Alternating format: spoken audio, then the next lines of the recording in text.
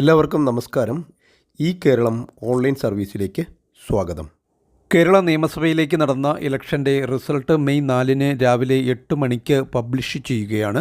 ഇത് ഇലക്ഷൻ കമ്മീഷൻ്റെ വെബ്സൈറ്റിലൂടെ തത്സമയം ലൈവായി നമുക്ക് എങ്ങനെ അറിയാമെന്നാണ് ഇവിടെ നോക്കുന്നത്. കേരളത്തിലെ 140 അസംബ്ലി നിയോജക മണ്ഡലങ്ങളിലെയും റിസൾട്ട് നമുക്കിങ്ങനെ അറിയുവാൻ സാധിക്കും.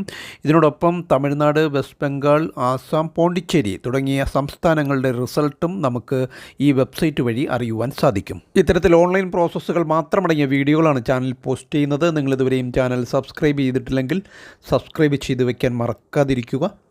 മൊബൈൽ ഉപയോഗിച്ച് തന്നെ നമുക്കിത് നോക്കാവുന്നതാണ്. മൊബൈലിൽ ഗൂഗിൾ എടുത്ത ശേഷം result.eci.gov.in എന്ന കേന്ദ്ര ഇലക്ഷൻ കമ്മീഷൻ്റെ വെബ്സൈറ്റ് അഡ്രസ്സ് ടൈപ്പ് ചെയ്ത് കൊടുക്കണം.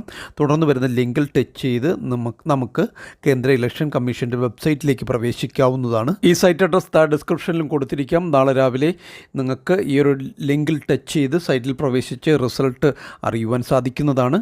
ഇതാണ് ഇതിൻ്റെ ഹോം പേജ്.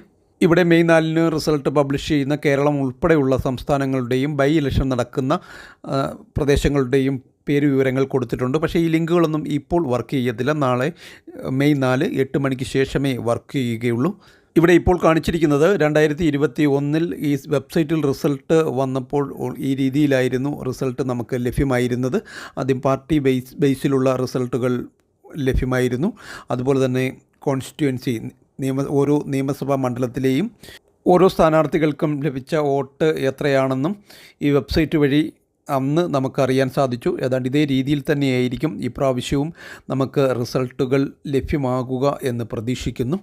ഇതേ പാറ്റേണിലല്ല റിസൾട്ട് വന്നിട്ടുള്ളതെങ്കിൽ അതനുസരിച്ച് ഉള്ള ലിങ്കുകൾ അവിടെ ദൃശ്യമാകും.